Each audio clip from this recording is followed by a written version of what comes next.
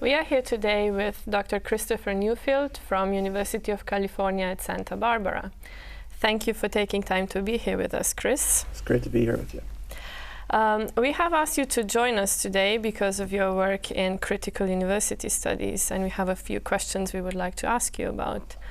So the first one is, what do you see as key trends in higher education reforms or transformation around the world?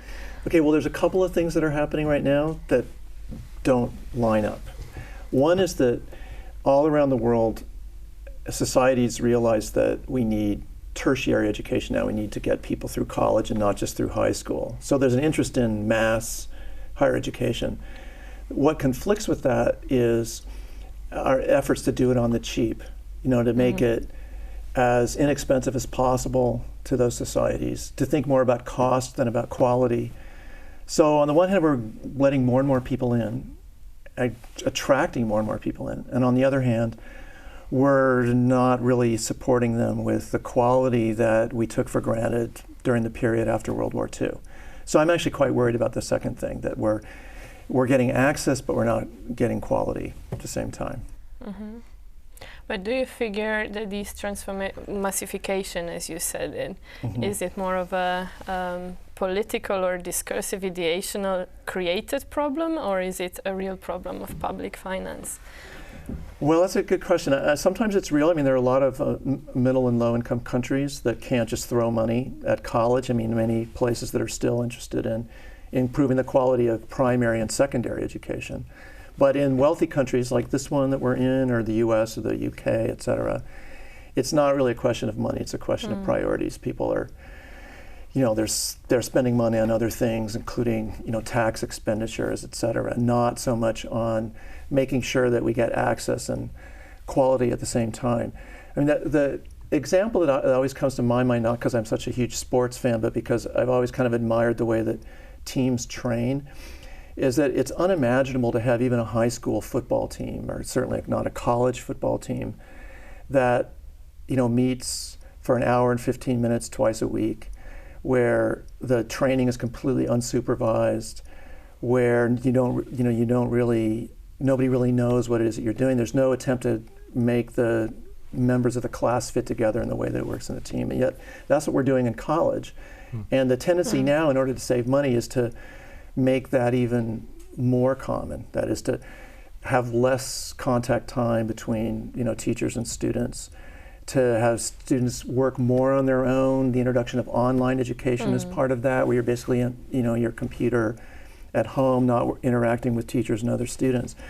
So what I would like to see is universities that take education, the quality of education, as seriously as they take the quality of their sports teams.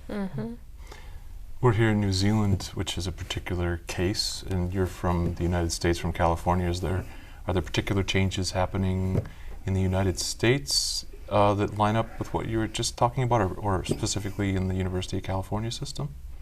Well, I think that because of we're having public funding cuts. We've had 30 years of them. They're not tied to the financial crisis. They predated that. Whenever there's a downturn, there's a cut in public funding and a corresponding increase in tuition costs. So there's been a policy for 30 years of shifting the cost of this public good, higher education, which benefits the whole society and not just the individual, onto the backs of students and their families, and away from the general public that is also benefiting. As I understand it, I'm not an expert on New Zealand, but I think New Zealand is further down this same road in a couple of ways, not so much in charging as much as we do. The US is kind of the top of the list in terms of our fees, but in seeing the university as a sort of education as a commodity, universities as businesses, where you can do research and then hand it off to the private sector and make money off of basic research and so on. So I think that really the world is converging around, or has converged over the last 30 years around a market model, which in my view is not compatible with the human development model that I see higher ed as really based in. How are students reacting to this? Do you notice changes in the classroom and in your interaction with students? Do they see these changes, and what do they think of them? In California, tuition was $3,000 US a year in 2000, and now it's 3 times higher. And for out-of-state students, it's 3 times higher than that. So students that come, say, from New Zealand, it also applies to international students, to California are paying between $50,000 and $60,000 US a year for total cost of attendance. So there's more anxiety, there's more stress, there's more of a desire to show short-term benefits for higher education on the part of students, even though I don't think that's really where their hearts are. I think most students' hearts are towards getting skills, getting connected to the larger world, developing their powers of creativity and curiosity. I mean, they don't really learn that from me. They come to the university with that. And then one of the things that a more short-term university does that's on a tighter financial leash is beat that out of them. You know, we teach them, no, you can't be long-term, you should be more short-term too, just like we have become because of the financial pressures that we're under. Yeah. Is there any kind of, is there a contradiction there? Is it possible to give hundreds of thousands, if not millions of students that kind of university experience that may have been more popular 20, 30, 40 years ago, or maybe not more popular, but kind of the way that university education was framed? Yes. I mean, there's a couple of things. One is it was great for our parents and grandparents, so why isn't it good for today's students? There's no explanation for that. It's, to me, just kind of older, wealthier people not wanting to pay for poorer, younger people. And that's kind of how it's working in California. I just think that's quite unfair. Selfish, really. And then as the second issue, you know, it comes out of my own family. You know, can anyone benefit from this? Should everyone benefit from this? And my answer is yes, based on what I saw with my own parents. And my parents are first generation university. They're also the only people in their generations that went to university. They were able to do it in California in the 1940s and 50s because it was essentially free. You know, they came from sort of lower middle class backgrounds, and their parents didn't have a lot of money to pay fees for that, but they didn't have to. And it completely changed their lives. My father went from being essentially on a mechanical track to becoming a doctor. And it doesn't mean that he necessarily did more good in the world by not working on cars and working on bodies, but it also meant, as part of the education that he got, he had a different understanding of societies, the world, human health, how different parts of societies fit together.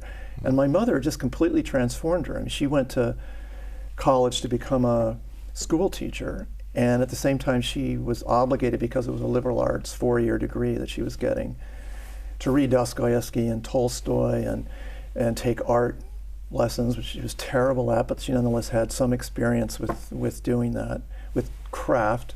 And she's had an appreciation, she's now 85 years old, for imagination, for art, for creativity, for looking at things differently, for understanding how different cultures think, and that it's legitimate what they're doing, and it's not just, you know, coming out of her own background that should be projected on the world. I mean, it's really how could we not give that kind of, you know, enlarging understanding to everybody? Why should it just be for 2% of any country's population? Okay, thank you. So until now we have mainly discussed that the broad transformations of higher education around the world have to do with market model of how universities are organized and governed or imagined, in connection with this massified inflow of increased student numbers, which presupposes other reforms and consequences for universities as well. But nevertheless, in your estimation, are there any positive elements coming out of these dynamics around the world? Well, I think that any organization can learn from any other organization. So universities can learn from industry, from businesses. There's no question. In what respect? Well, there's certain kinds of organizational effectiveness that have been tried out on large scales in companies. In terms of the process of learning, we are the experts. And what's happened under austerity in various countries is that expertise has been overshadowed by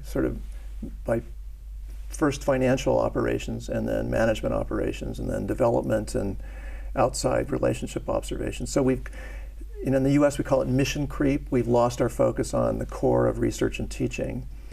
Administrators are distracted because they have no choice. They're doing donor cultivation, they're doing political organizing of various kinds of political relationships rather than developing the business, the university business, which is really teaching, learning, research, the production of knowledge, and the dissemination of knowledge.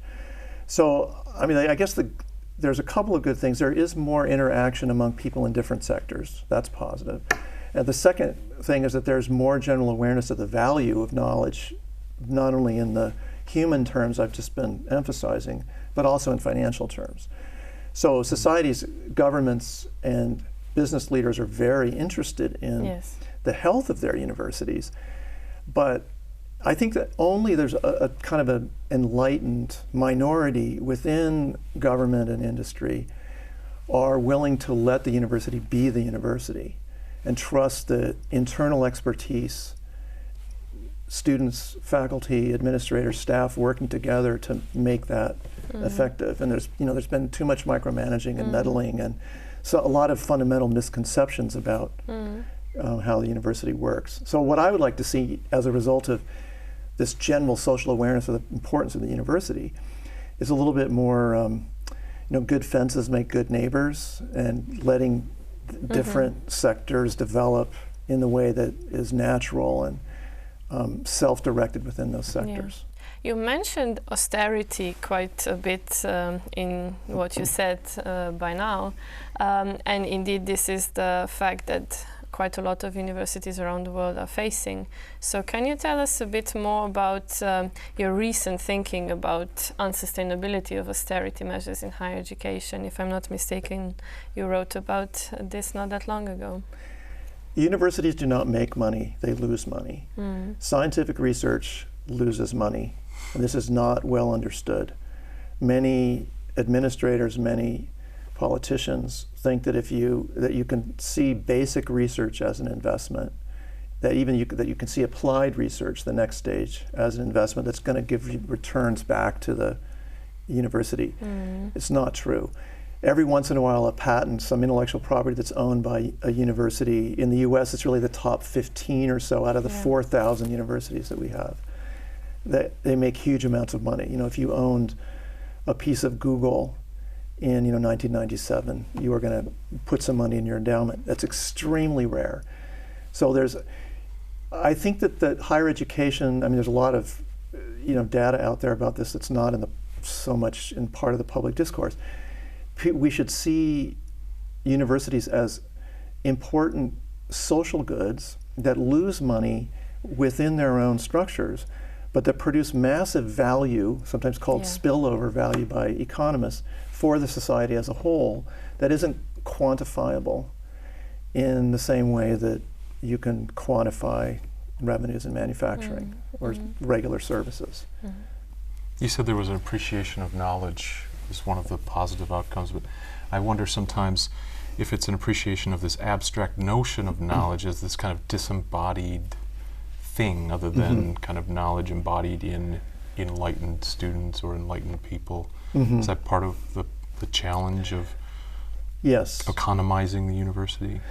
Yeah, the first thing I mentioned is a negative trend is the potential dumbing down of education in order to save money. But the flip side of it is what you just said, that because of the sort of the MOOC way of massive open online courses in the US and interest in online technology, in 2012 and 2013, there is more awareness of the importance of teaching than there was before. And embodied is actually a great way of putting it, Chris. Knowledge is, it's in people's capabilities, in their individual capabilities and in their group capabilities. One of the great things about working in a university is watching the transformation in people, old, young, as they learn and as they develop their ability to use what they've learned. And that's really the value that universities produce. It's not IP, it's not intellectual property in the abstract or a particular discovery, although those are important. It's this kind of creating this enlightened ensemble that I personally think is part of the march of human history, that we can't actually move forward if we don't see education as that fundamental human function or activity that then makes us capable next year of things that we can't do this year. A very good point. This sounds a lot like the last question Yeah. I think we wanted to ask you, is that you've done a lot of work as a critical literary scholar, and we're wondering how a reading of literature as a critic helps us understand higher education in general. That's a good question. Literature is where individual life and society meet. One of the great things about fiction, also about poetry, drama, is you do this embodiment. You see forces of society affecting consciousness and human action. I see writing novels, reading them, sort of the literary function as analogous to the educational function. Literally in the 19th century, people read novels in order to learn about what the outside world was like, because there's no internet, there's no real travel. Mm-hmm. But I think that the modeling of the unfolding of a person's consciousness, which is often the plot line of fiction, not just conflict with threatening forces, but just the emancipation of oneself from one's earlier limited self into this larger self, is pretty much the same narrative arc that education has. Mm. So I think it's made me be more appreciative than I was even in the beginning of the power of education. Mm-hmm. Professor Chris Newfield, thank you for your time today. Thank you. Thank you. I enjoyed this.